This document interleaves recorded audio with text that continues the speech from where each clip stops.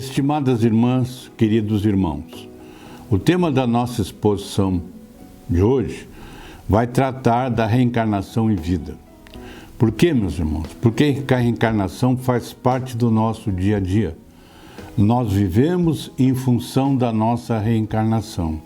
Nós enfrentamos problemas, nós resolvemos problemas, nós convivemos com pessoas da nossa família, do nosso relacionamento social, de trabalho, em função da reencarnação.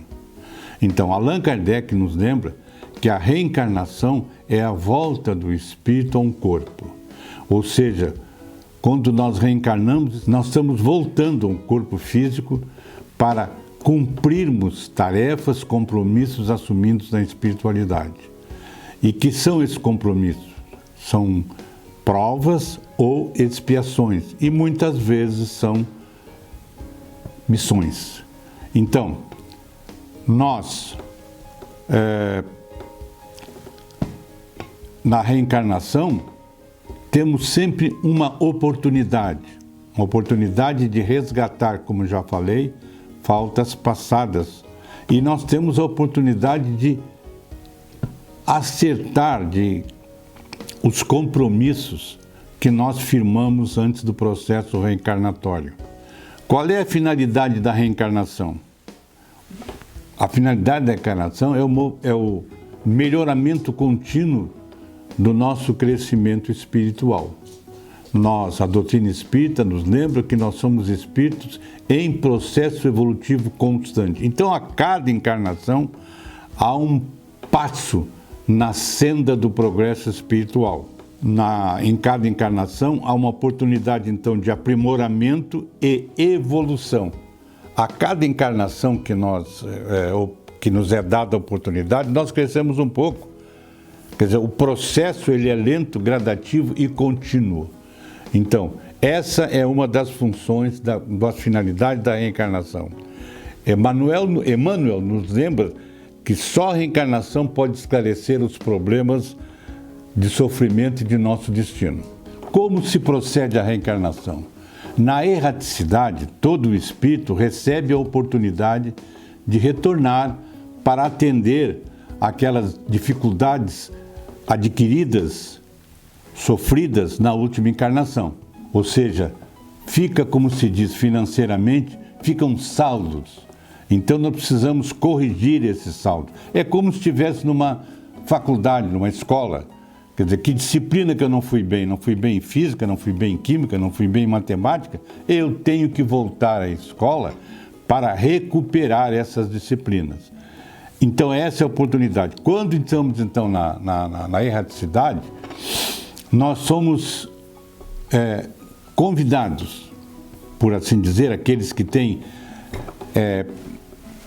capacidade, já são mais evoluídos, convidados para retornar a fim de cumprirmos os nossos compromissos. Então, há na espiritualidade uma espécie de cadastro nosso. Nesse cadastro ele está desenvolvido toda a nossa história, desde os primórdios, demonstrando o nosso processo. Então, em função desses cadastros, em função da nossa capacidade, as oportunidades nos são concedidas. Então, nós temos que nos lembrar que não é algo simples o processo reencarnatório, porque às vezes nós precisamos retornar com espíritos amigos, não é? Ou espíritos que nós temos dívidas, ou que eles têm dívidas conosco, a fim de que podermos estruturar, então, essa jornada. Então, é complexo, não podemos nos esquecer desse fato da complexidade da reencarnação. E nós temos que respeitar, meus irmãos, essa complexidade. É algo que não se constrói do dia para a noite. Evidentemente, nós sabemos que no espaço não há tempo. O tempo lá é outra dimensão. Mas nós temos que entender que há um processo demorado, lento, para que nós possamos voltar aqui.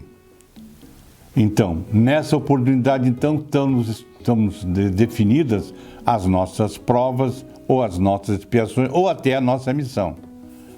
Então, nós temos que retornar cientes da nossa capacidade. E isso que é mensurado no plano superior, meus irmãos. Isso é mensurado a nossa capacidade de enfrentar e resolver os nossos problemas.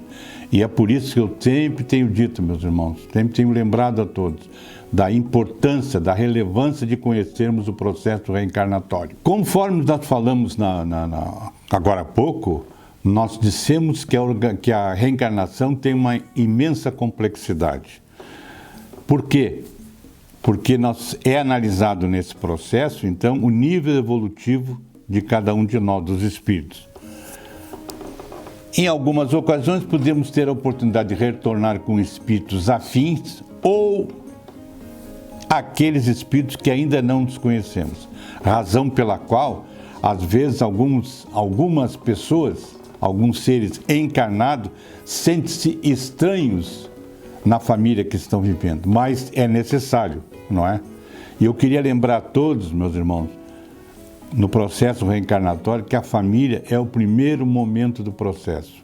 A família é a célula do nosso universo. Tudo se passa pela família. Todo o processo reencarnatório, meus irmãos, traz consigo compromissos. Compromissos na família, compromissos no trabalho, no profissional e compromissos na sociedade. O que nós temos que nos lembrar é que esses compromissos já estão inseridos no nosso ser e nós temos que enfrentá-los, temos que desenvolvê-los, porque nós concordamos com esse tipo de situação. Então é preciso, então, que nós, nessas oportunidades, não é? Em que escolhemos aqueles com quem vamos conviver ou com quem vamos resgatar as nossas dívidas, não é? Nós, então, temos que ter a consciência, a responsabilidade desses atos. No processo de reencarnação, foram levados, então, em consideração os nossos méritos. Às vezes, há processos reencarnatórios em que os espíritos nem ouvidos são. Eles são reencarnados de forma compulsória. Então, meus irmãos, a reencarnação nos faz lembrar do nosso dia a dia. Nós precisamos estar conscientes dos nossos compromissos, das nossas responsabilidades, dos desafios que a reencarnação nos traz. Agora eu quero falar sobre o livre-arbítrio. O que é o livre-arbítrio?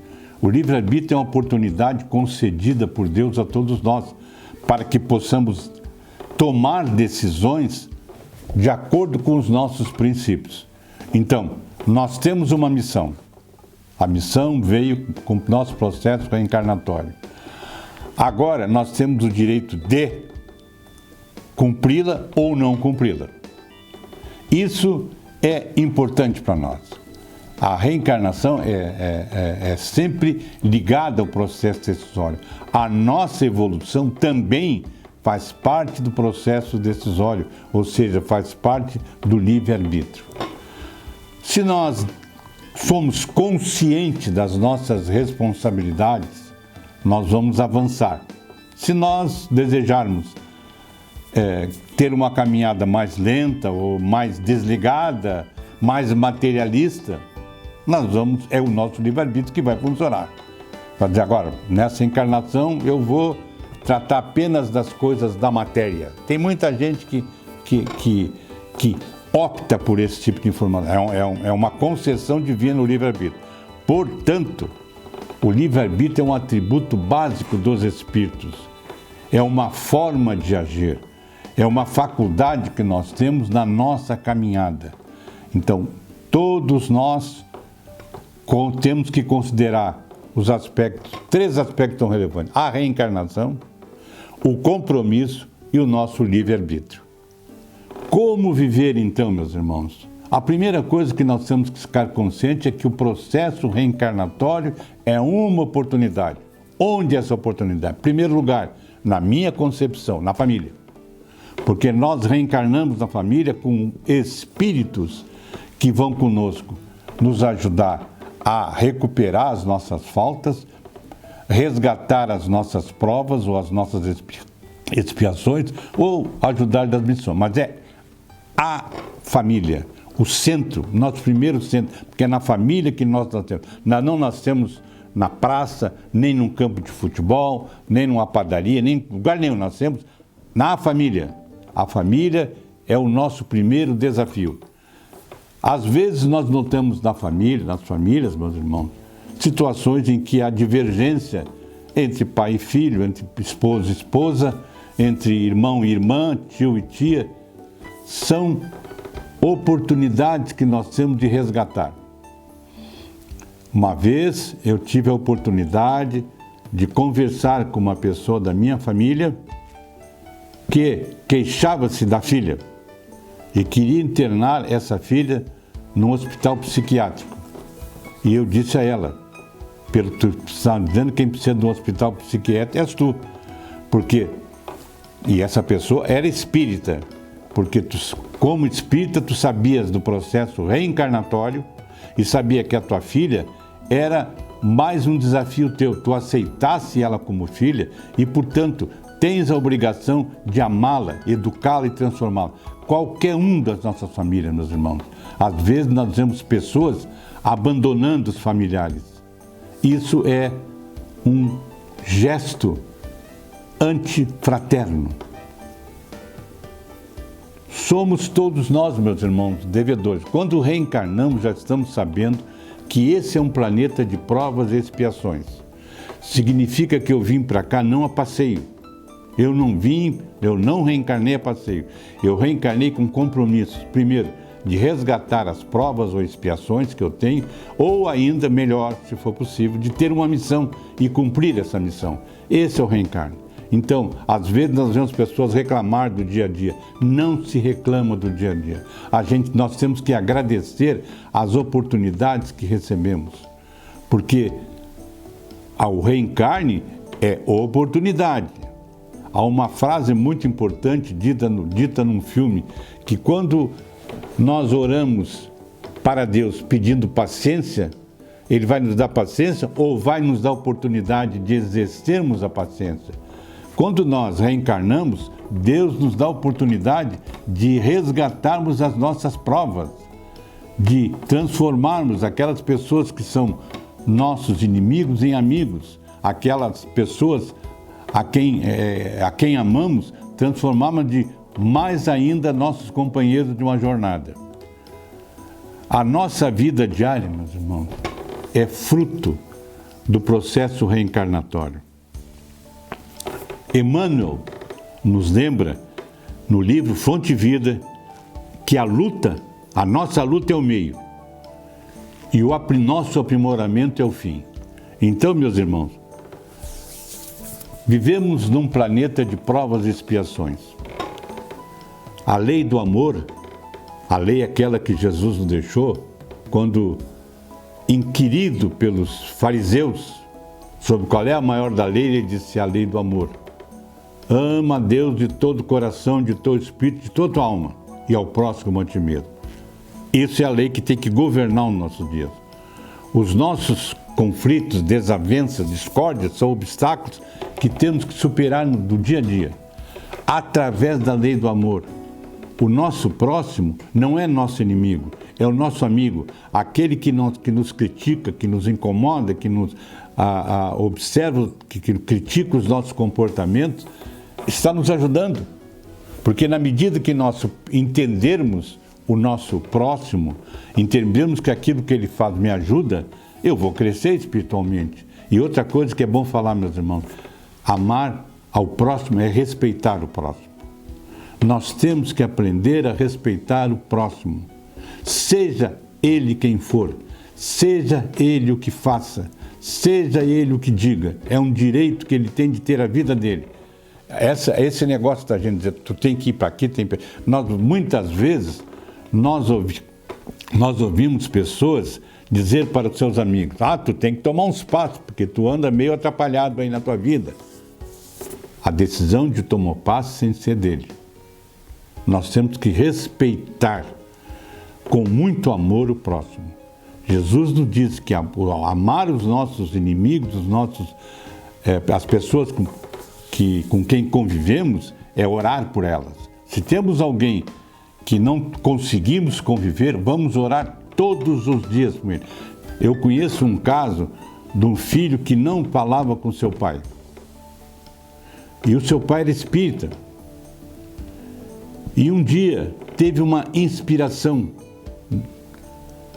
Assim que o filho deitava para dormir, ele ia no quarto fazer uma oração para o filho, pedindo a Deus que iluminasse ambos, para que ambos voltassem a conversar.